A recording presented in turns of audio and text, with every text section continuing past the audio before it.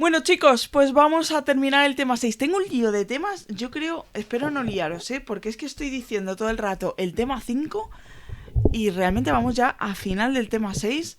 Me estoy liando, perdonadme. Tema 6, ira, es la última de las emociones, luego vamos con emoción, o sea, con ansiedad y luego no sé qué más, ¿vale? Pero venga, ira ya es poquito, esto lo hacemos rápido, ¿vale? Entonces, venga, dejadme por ahí los emojis que me hace gracia leeros y me gusta leeros, dejadme comentarios a ver cómo lo estáis llevando. Os digo que acabo de estar haciendo test de los 6 primeros temas. A ver, es muy asequible. O sea, sí. Y eso que todavía las teorías de los primeros temas no las tengo para nada agarradas, las tengo con pinzas y la mayoría me los saltaba. O sea, la mayoría de esas preguntas no las hacía porque no estaba segura del modelo bifactorial, la transferencia. No me acuerdo bien de eso. Sí que me quiero hacer esquemas, ya os lo he dicho. Pero la mayoría de las preguntas las llevo bien. O las llevaba bien, vamos, por lo menos. Y no he bajado del 7. Pero bueno, no estaría de más hacer, como digo, un esquemita de la parte más teórica y afianzar conocimientos, ¿vale? Nada, venga, vamos con la emoción de ira. Bueno, pues como digo, punto 4 del tema 6, emoción de ira. Es, sin lugar a dudas, una emoción moral, que a menudo se dispara ante los actos de injusticia contra uno mismo o de forma desinteresada contra los que sufren los otros. Pero no, con menos frecuencia se nos plantea también como una emoción inmoral, que movida por intereses egoístas se activa ante la pérdida o negación de una fuente de gratificación. Bueno, pues vamos con el punto 4.1, definición. La ira es el sentimiento que emerge cuando la persona se ve sometida a situaciones que le producen frustración o que le resultan aversivas. De modo genérico, se plantea como un proceso vigorizador que urge a la acción, interrumpiendo los procesos cognitivos que se hallan en curso, centrando la atención y la expresión de afectos negativos en el agente que la instiga y actuando como defensa en situaciones que comprometen la integridad física o la autoimagen y la propia estima. Pocas emociones permiten a la persona emprender y mantener planes de acción o de defensa con la presteza, intensidad y determinación con que lo hace la ira. Es más, a menudo actúa como una herramienta al servicio de las emociones que hemos denominado secundarias. Por ejemplo, como integrante de la hostilidad. Su mala prensa está en parte determinada por su frecuente asociación con otros dos factores de connotaciones no menos negativas, que son la hostilidad y la agresión. Y esto que leo a continuación ha entrado muchas veces en examen. Dice, así la ira es un afecto primario que dota de energía y facilita las transacciones del individuo con su medio. Esto ya lo habíamos visto en la parte de tristeza. Pero no necesariamente aboca al resentimiento o a la agresividad. O sea, que puedes tener ira y esa ira bien encauzada no tiene por qué ir a ser agresivo, ¿no? La hostilidad, en cambio, sí conlleva animadversión, cognición negativa, hacia el agente provocador, pero no siempre se acompaña de la ira ni indefectiblemente desemboca a conductas agresivas. Por último, la agresividad, y esto quienes estáis con social también lo sabréis porque hay un tema 8 creo, que es agresividad. Bueno, no es agresividad, es agresión. Por último, la agresividad hace referencia a la propensión a desplegar un tipo de conducta que supone confrontación con el agente inductor, con ánimo de causarle daño, y añado yo, y a la persona que le causas el daño tiene motivación para evitarlo. Y esto era la definición de agresión, ahí un poquito de repaso de social por si tenéis social también. Bueno, en resumen, la ira actuaría como factor afectivo, la hostilidad como cognitivo y la agresividad como expresión conductual. Venga, pues vamos con el punto 4.2, características. Y la primera, desencadenante de la ira. Una amplia diversidad de estímulos y situaciones se hallan asociados a la emergencia de la ira. Sin embargo, el modo en que activan este proceso emocional varía de unos a otros. Así, en unos casos la secuencia afectiva se dispara tras un proceso de valoración cognitiva. En cambio, en otros la ira se desencadena de forma mucho más directa y aparentemente antes de que intervengan procesos cognitivos como el antes referido. En el primer tipo de instigadores de la ira agruparemos aquellas situaciones que producen frustración, mientras que en el segundo aglutinaremos aquellas otras que por sí mismas resultan aversivas para el individuo. Primero, situaciones frustrantes, y esto que leo ha entrado varias veces. Obstrucción del acceso a una meta. Cuando el progreso hacia un objetivo deseado se ve interrumpido, la valoración cognitiva que lleva a cabo la persona en relación a esta contingencia determinará el tipo de emoción emergente. Si como resultado de esa valoración se considera que no existe posibilidad alguna de restablecer el acceso a la meta, entonces el afecto concominante será la tristeza. Esto lo habíamos visto ya también en tristeza. Si se estima que es posible actuar sobre los factores que bloquean la vía hacia ella, restableciendo así las condiciones previas, entonces la emoción asociada será la ira. Lo hemos visto en tristeza, ¿vale? Vale, transgresión de normas y derechos. La vulneración de normas sociales, éticas llevada a cabo por otros, la injusticia y la conculcación de nuestros derechos y libertades con frecuencia nos hacen sentir bajo el influjo de la ira. En este caso, la emoción surge cuando valoramos que el comportamiento del otro ha sido intencionado y que es merecedor de reprobación. Ejemplos de este tipo de situaciones son el desprecio por las normas de circulación, los atentados a nuestra autoestima, la violación, la estafa, la prevaricación, el homicidio, el abandono de un menor y no respetar el turno de una cola. Este último suena así como... ¿no? Después de todo lo que han dicho, el último suena así como muy light, ¿no? Venga, vamos a seguir. Y esto que leo ha entrado alguna vez, ¿vale? Extinción de contingencias aprendidas. Muchas conductas operantes establecidas mediante programas de refuerzo continuo dan lugar a sentimientos de ira y conducta agresiva cuando son sometidas a extinción. Por ejemplo, cuando una máquina expendedora de tabaco, bebidas o golosinas no nos da nuestro producto tras meter la moneda, ¿no? Entonces pues crece nuestra ira, ¿vale? Bueno, vamos a ver ahora situaciones aversivas y lo que leo a continuación ha entrado muchas veces en examen. En general, las experiencias desagradables favorecen o directamente se asocian con la aparición de la ira.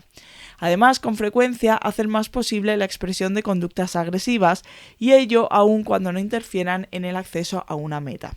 En ese sentido, el dolor se encuentra entre los estímulos que más fielmente se ajustan a lo que acabamos de afirmar. Las personas sometidas a una situación de dolor crónico a menudo manifiestan sentimientos de ira y hostilidad. Por ejemplo, pueden observarse niños de muy corta edad que expresan ira tras el pinchazo de la temida jeringuilla. Curiosamente, la mayor parte de ellos no ha alcanzado aún un desarrollo cognitivo que les permita valorar o siquiera entender qué es lo que les ha ocurrido. Es decir, las teorías hacen hincapié en la importancia de los procesos de valoración cognitiva y dan cuenta de la mayor parte de las experiencias emocionales, pero al menos una proporción significativa de la causística afectiva escapa a su esquema. Otras situaciones aversivas, no inductoras del dolor, por ejemplo el ruido, los malos olores, el hacinamiento, el frío o el calor excesivo, también pueden activar sentimientos de ira e instigar conductas violentas. Y esto también lo habíamos visto con el tema del calor. Esto creo que era de Social, que decían que cuando había temperaturas muy altas habían visto que subían los homicidios, ¿no? Bueno, lleva más ira, más... bueno... Se han podido observar expresiones de ira en bebés sometidos a algún tipo de restricción física que les impide moverse con libertad. Tampoco en ninguno de estos casos la valoración cognitiva parece jugar un papel determinante en la disminución observada en el umbral de irritabilidad. Vale, venga, factores moduladores de la ira. Si bien la ira es una emoción universal, no todas las personas reaccionan de la misma manera en situaciones de conflicto o cuando son expuestas a instigadores de esta emoción. Determinadas características de personalidad y del entorno sociocultural de que se desenvuelve el individuo actúan modulando diferentes aspectos del proceso emocional de la ira. Y vamos a ver ahora el patrón de personalidad.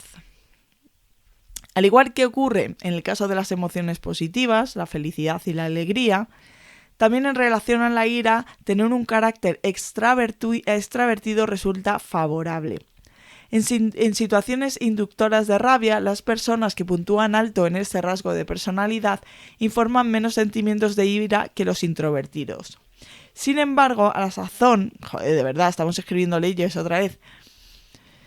Ay, madre mía. Sin embargo, a la sazón muestran un alto nivel de activación fisiológica y conductual. Es decir, en estos sujetos se produce una clara discrepancia entre el componente experiencial de la emoción, es decir, el sentimiento, y los correlatos fisiológicos y conductuales asociados a la misma. Se ha sugerido que en este tipo de situaciones la negación o rechazo de experiencias negativas permitiría a los extravertidos preservar su elevado estado de bienestar subjetivo. Por otra parte, una alta inestabilidad emocional, esto es neuroticismo, lleva a la persona a experimentar con más frecuencia e intensidad sentimientos de ira. Sin embargo, en este caso se produce un efecto opuesto al comentado en la relación de extroversión. Esto es, expuestos a instigadores de la ira, los sujetos de alto neuroticismo informan de una acusada reactividad emocional que no tiene contrapartida a nivel fisiológico y conductual. Vale, y esto que leo ahora ha entrado varias veces en examen. Dice, otros dos factores de personalidad relevantes en relación al afecto negativo que nos ocupa son la autoestima y el narcisismo. La autoestima hace referencia a la percepción que tiene el individuo acerca de su propia valía. La personalidad narcisista destaca por su tendencia a la grandiosidad, a la autoimportancia y por ser extremadamente sensible a la evaluación de los demás. Ambos factores constituyen buenos estimadores de la tendencia a experimentar y expresar ira. Y esto que leo ahora es lo importante. Así, las personas que muestran elevada autoestima y alto narcisismo son más proclives a la cólera. Esto sugiere que, como modo de protegerse contra la ofensa que representa la amenaza a su autoestima, tienden a encolerizarse fácilmente y, debido a sus dificultades de control, a manifestar su ira de forma abierta. En contraposición, las personas con elevada autoestima y bajo narcisismo presentan una menor predisposición a sentirse airados y a dar expresión a su ira. Quizá esto se deba a que mantienen una visión mucho más realista de sus cualidades positivas. Podemos decir que la autoestima alta, en función del grado de narcisismo asociado, puede vincularse con niveles altos o bajos de propensión y control de la ira. Bueno, pues vamos a ver ahora contexto sociocultural, a ver si adivinamos en qué sociedades se permite más la ira y en cuáles no. En las asiáticas parece que no, ¿no? Yo creo que va a ser que no. No sé si lo van a nombrar, pero yo creo que no. Bueno, dice, los sentimientos de ira modulan nuestra conducta interpersonal y a su vez, a través de los agentes de socialización, padres, hermanos, amigos y del contexto cultural, se regulariza su expresión en la interacción con otros. ¿La ira está culturalmente sancionada? No, en todas las sociedades se acepta la expresión normalizada y constructiva de la ira. No obstante, esta emoción negativa presenta claras peculiaridades culturales. Así, en general, en las sociedades de carácter individualista, la vivencia y manifestación de los sentimientos de ira es mayor que en aquellas otras de índole más colectivista. Además, en estas últimas, en las colectivas, las normas sociales fuerzan el autocontrol de la cólera en situaciones de conflicto, animando a sus miembros a inhibir o minimizar su expresión abierta. En cambio, las culturas individualistas favorecen el afrontamiento abierto del conflicto y se muestran menos críticas con el control de la ira en estas situaciones. Y todo esto no han dicho nada en los asiáticas, pero tiene mucho sentido, porque claro, si es una cultura colectivista, lo que se pretende es evitar el conflicto, entonces ahí cortamos la ira. En las individualistas, total, si yo voy a mi aire, yo voy yo solo, pues si me peleo contigo, pues ya está, me he peleado y ya está, ¿no? Bueno, tiene sentido. Venga, vamos con el procesamiento cognitivo de la ira. La emoción de ira emerge en el marco de una evaluación valorativa. Evaluación afectiva de la situación, novedad. En su forma prototípica, la ira es una emoción que emerge en respuesta a una contingencia o estímulo que se plantea de forma súbita y sorprendente. Son contingencias poco predecibles y sobre las que tenemos muy bajo nivel de control. Agradabilidad. Su carácter frustrante, sorpresivo e incontrolable hace que la situación tenga connotaciones desagradables para la persona. Valoración de la situación. Significación. El suceso tiene gran trascendencia para el individuo. Afrontamiento. La urgencia impuesta por el evento instigador de la ira llevará al sujeto a valorar la posibilidad de afrontarlo. Ante este tipo de situaciones frustrantes, la ira solo emerge si, como resultado de la valoración de la situación, entendemos que podemos ejercer un grado de control alto, sobre las consecuencias del acontecimiento. Nos consideramos competentes para afrontarlas, poder, capacidad, y para acomodarnos al nuevo estado de cosas al que aquellas puedan dar lugar. Eso es un ajuste, ¿no? Vale, normas. Las personas airadas o la persona airada considera censurable la acción de la gente a quien atribuye la autoría del acontecimiento instigador de su estado emocional. No obstante, tanto las actuaciones que ésta emprenda para afrontar la situación como las manifestaciones explícitas de su estado emocional estarán moduladas por las normas sociales y éticas al uso. Pero también resultarán determinantes las normas de conducta propias de cada individuo, así como la opinión y expectativas que otras personas significativas para el sujeto puedan tener sobre su conducta.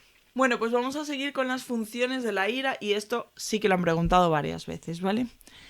La ira, como el resto de las emociones, contribuye positivamente a la adaptación del individuo a su entorno.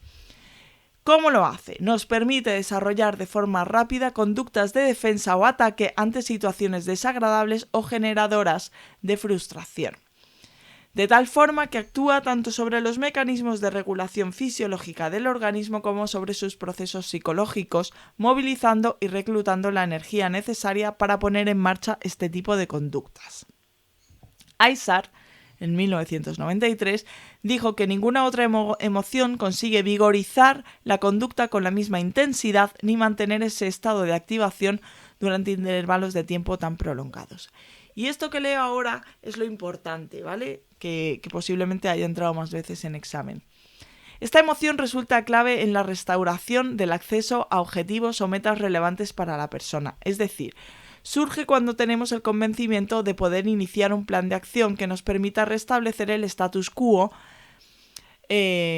antes. En general, la ira se halla presente, en mayor o menor grado, en cualquier situación de pérdida o daño o limitación de intereses y derechos que se plantee de forma inesperada y sorpresiva.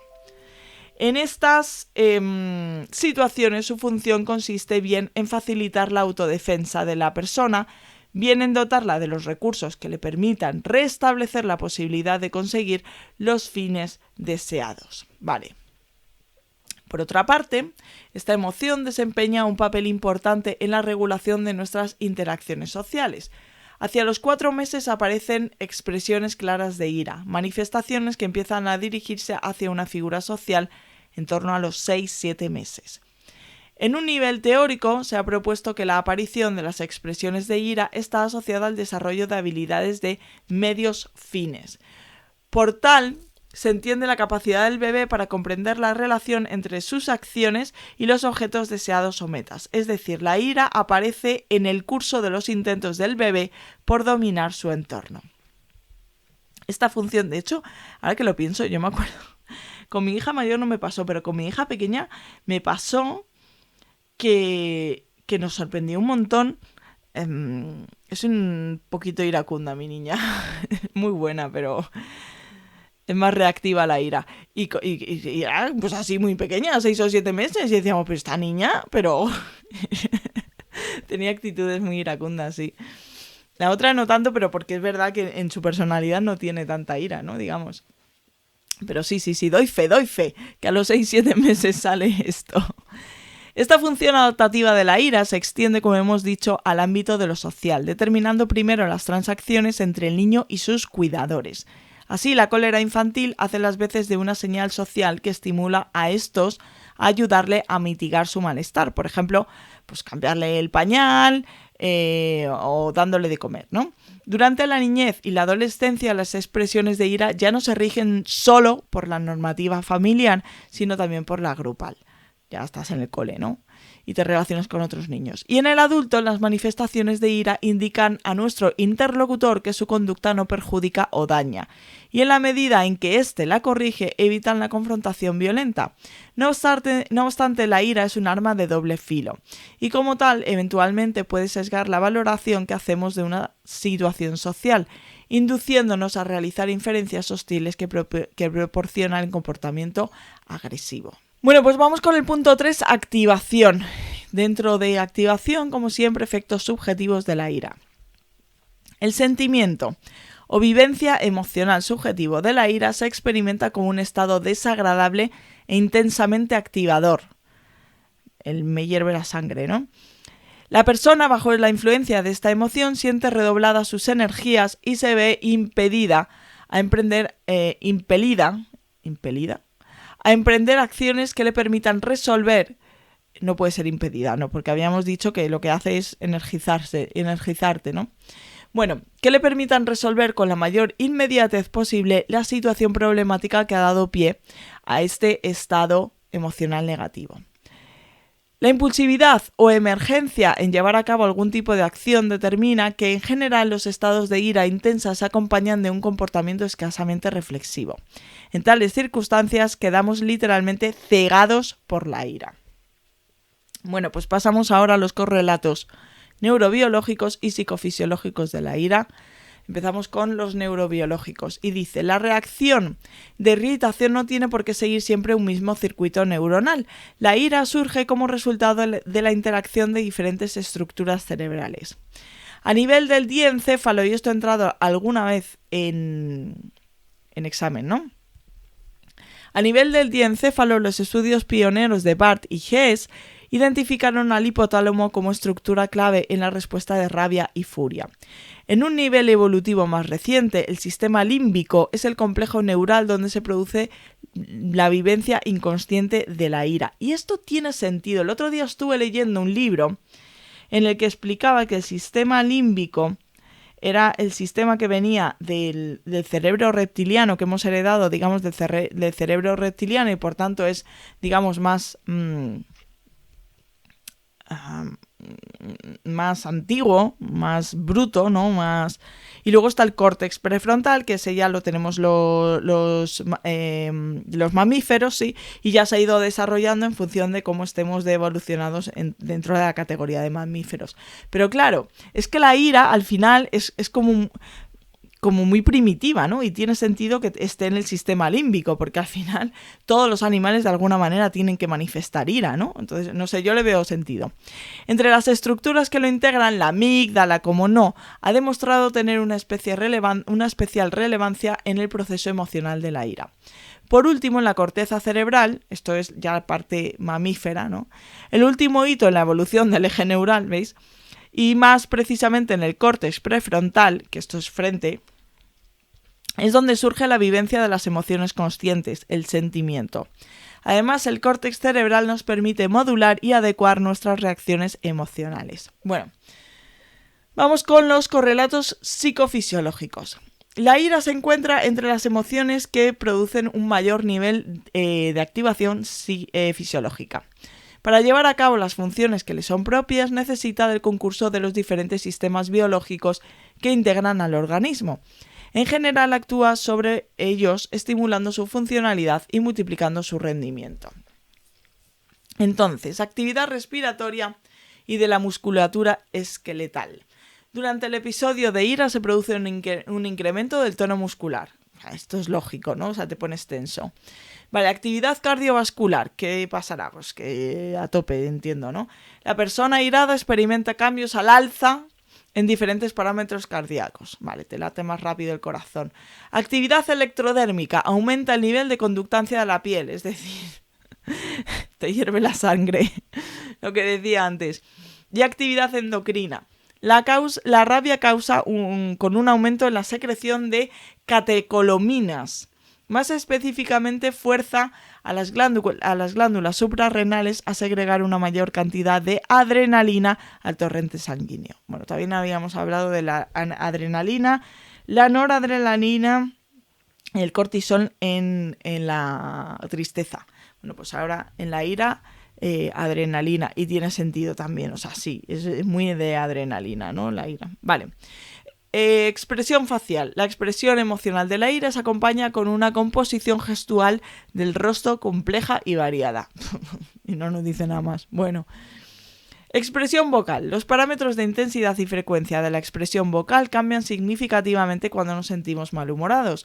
Por lo común, la ira cursa con un incremento tanto en la intensidad como en la frecuencia principal medida de la señal vocal. Es decir, vigor y ritmo o tasa media con la que las cuerdas vocales vibran de forma más alta, ¿no?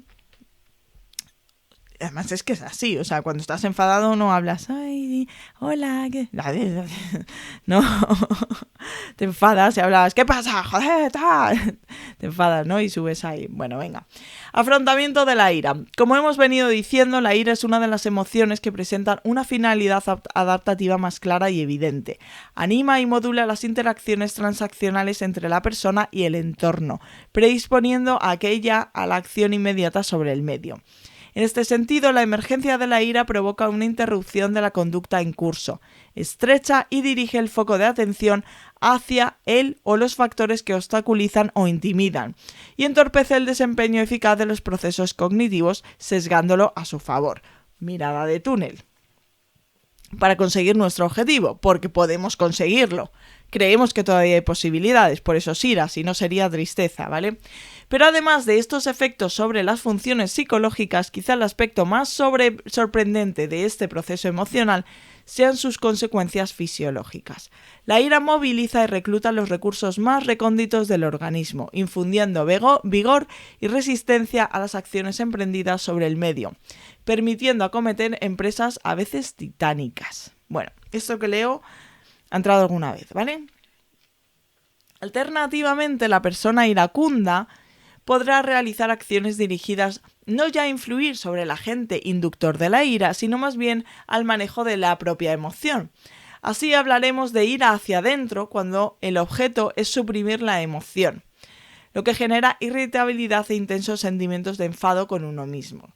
En el extremo opuesto nos referimos a la ira hacia afuera, cuando el objetivo es simplemente hacer explícito este sentido a quien consideramos que es causa del mismo, pero sin emprender ninguna acción que tenga por fin resolver el problema. Es decir, echamos la mierda, como se dice literalmente, para afuera, pero no vamos a intentar resolver el problema.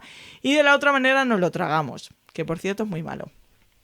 Finalmente, el control de la ira persigue el dominio y modulación de la expresión de esta emoción, que alcanza, entre otros, la contención de los gestos faciales y expresiones vocales propios de esta emoción. Las dos primeras formas de afrontamiento, ira hacia adentro y la ira hacia afuera, se caracterizan por no resolver el problema que generó este sentimiento negativo. En cambio, el control de la ira suele complementarse con la elaboración de planes y el desarrollo de acciones que tienen como fin resolver el problema que instigó la emoción. Es decir, es lo correcto, es lo que hay que hacer, es canalizar esa energía, ¿no? Entiendo.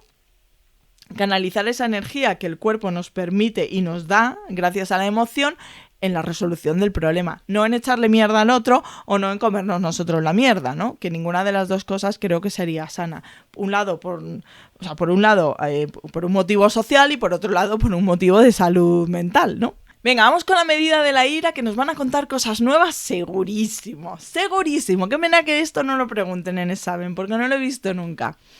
Dicen, la detección y objetivación de la expresión facial propia de la emoción de la ira, se han empleado dos sistemas estandarizados que no conocíamos para nada y que se llaman FACS de Ekman y de Friesen y el MAX, que es de Eisar. No los conocíamos. Venga, vamos con las consecuencias de la ira .45, ¿vale? Y por un lado vamos a ver efectos sobre la conducta. Desde una orientación cognitiva, las emociones determinan la conducta manifiesta de la persona, bien influyendo sobre la funcionalidad de los procesos cognitivos, bien generando una disponibilidad o predisposición para el desarrollo de determinadas conductas. En la emoción de ira, ambos efectos tienden a combinarse. Por una parte, La actividad cognitiva queda centrada sobre el instigador de la emoción y por otra parte se emprenden acciones orientativas a eliminar los agentes frustrantes que bloquean el acceso a una meta u objeto deseado. No obstante, esta tendencia a actuar sobre los agentes inoportunos, hace de la ira una emoción potencialmente peligrosa. Así, con más frecuencia de la que sería deseable, este afecto se alía con esquemas cognitivos de la evaluación negativa, hostil, favoreciendo la expresión de conductas motoras que tienen como fin causar daño o destruir. De este modo, la propensión a desarrollar conductas violentas y agresivas es alta cuando muestra cólera, se suma a una actitud previa de resentimiento u hostilidad hacia la agente de la frustración. Vamos a ver ahora los efectos cognitivos de la ira. En una relación interpersonal, la emoción influye sobre los juicios sociales, valoraciones cognitivas que efectuamos. A este respecto, y en cuanto a la agresividad se refiere, dos modos de influencia resultan especialmente relevantes. ¿Cómo le gusta a esta gente hablar en pasiva? La predisposición cognitiva y la profundidad del procesamiento. Bueno, vamos con predisposición cognitiva. En relación al primero de ellos, predisposición cognitiva, se ha sugerido que las emociones en general predisponen o facilitan la ocurrencia de procesos cognitivos que son afines a su valencia afectiva. Del mismo modo, las interferencias hostiles constituyen la cognición congruente con el sentimiento de ira. Este tipo de cogniciones puede influir en la evaluación de una situación, determinando que las acciones ambiguas de los otros sean interpretadas de forma hostil. Es decir, tendemos a pensar peor de los demás cuando nos encontramos airados, cuando estamos enfadados, cuando estamos iracundos. De modo que, por ejemplo, un empujón casual y no intencionado en el autobús puede ser valorado como una grave afrenta efectuada a propósito. Vale. Por otra parte, la ira nos hace menos reflexivos, induciéndonos a realizar más procesamiento heurístico espontáneo. Esto tiene sentido también, porque claro, tenemos esa energía para llegar a nuestro objetivo y entonces, mirada de túnel, queremos nuestro objetivo. Por lo tanto, somos menos reflexivos. Acordaros que en la tristeza era como, vale, ya, derrota total, ya no tengo nada que conseguir, reflexiono a ver cómo puedo mejorar, ¿no? Un poco por ir hilando. Vale. Induciéndonos a realizar más procesamientos heurísticos espontáneos que cualquier otra emoción. Cuando nos hallamos bajo su influjo, tendemos a hacer juicios rápidos basándonos en las características más superficiales y llamativas de la situación. Bien en nuestras estructuras generales de conocimiento, bien en esquemas cognitivos personales, ¿vale? Venga, ira patológica. Esta parte de la ira ya es más cortita, ¿vale? Ira patológica. Las dificultades en el manejo de la ira se han vinculado al desarrollo tanto de trastornos orgánicos como psicopatológicos. No realizaremos aquí una revisión exhaustiva de los mismos, limitándonos a hacer una mención a alguno de ellos. Bueno, se han hallado una estrecha relación entre un estilo específico de afrontamiento conocido como patrón de conducta tipo A. Esto no lo pone aquí Yeyes, pero lo he visto en preguntas de examen, ¿vale? El patrón de conducta tipo A. Claro, es que los apuntes de Yeyes creo que son del 2020 o así. Entonces, claro, ahí hay 3 años de exámenes que no están apuntados aquí. Bueno, entonces, patrón de conducta tipo A y desarrollo de enfermedades coronarias. Entre los múltiples factores que integran este constructo conductual, la ira y la hostilidad resultan especialmente relevantes en la predicción de este tipo de patología. En la misma línea, algunos estudios han hallado un nexo entre determinadas estrategias de afrontamiento de la ira y la aparición de problemas cardiovasculares, lo cual tiene mucho sentido que esté relacionado, ¿no? En concreto, se ha observado un mayor grado de vulnerabilidad a la hipertensión entre las personas que habitualmente exhiben un estilo de afrontamiento de ira hacia adentro, es decir, que se guardan la ira. Ya dije que esto era muy malo. Esa olla a presión dentro de un cuerpo humano no creo que sea nada bueno. Tampoco es bueno echar la mierda a los demás, pero bueno, ya habíamos visto que lo mejor era canalizar, ¿no? Para conseguir el objetivo. Bueno, por último, la ira de carácter poco adaptado y violento aparece como un sistema destacable en diversos cuadros psicopatológicos, tales como el trastorno por déficit de atención. Venga, hombre. No, esto no. Esto no es así, porque sé bastante del trastorno por déficit de atención y no es así. En fin, bueno. El estrés postraumático y el trastorno explosivo intermitente, la esquizofrenia paranoide o la psicosis maníaco-depresiva, que ahora se llama trastorno bipolar. Pero también aparece a menudo como un rasgo asociado a alteraciones de la estructura básica de la persona, por ejemplo, en los trastornos sádico, límite y paranoide de la personalidad. Bueno, pues nada, chicos, hemos acabado aquí el tema. Hemos acabado el tema 6, ya nos vamos tema 7, ansiedad, ¿vale? Nada, espero vuestros comentarios, contadme qué tal lo lleváis. Bueno, quiero hacer un paréntesis, esto es para los de ahora, o sea, para gente del presente, del futuro ya no os va a valer. Claro, esto lo estoy subiendo a prácticamente una semana vista de los exámenes, o sea, la semana que viene no, la siguiente empiezan los exámenes. Emoción es el viernes a las 6:30 y si no, la siguiente es a las 11:30, o sea, la siguiente convocatoria es a las 11:30. Yo creo que yo me voy a presentar el viernes, pero de la segunda semana. Creo que me voy a presentar en la segunda semana. Aún así, me gustaría para la semana que viene tener ya absolutamente todo subido.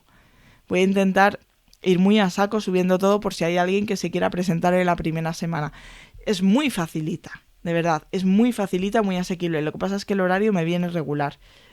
Si no, incluso me presentaba en la primera semana. Pero bueno, lo digo para que sepáis y podáis ver o que sepáis qué esperar acerca de los vídeos, ¿vale? Bueno, un saludo a todos y os leo en comentarios. ¡Chao!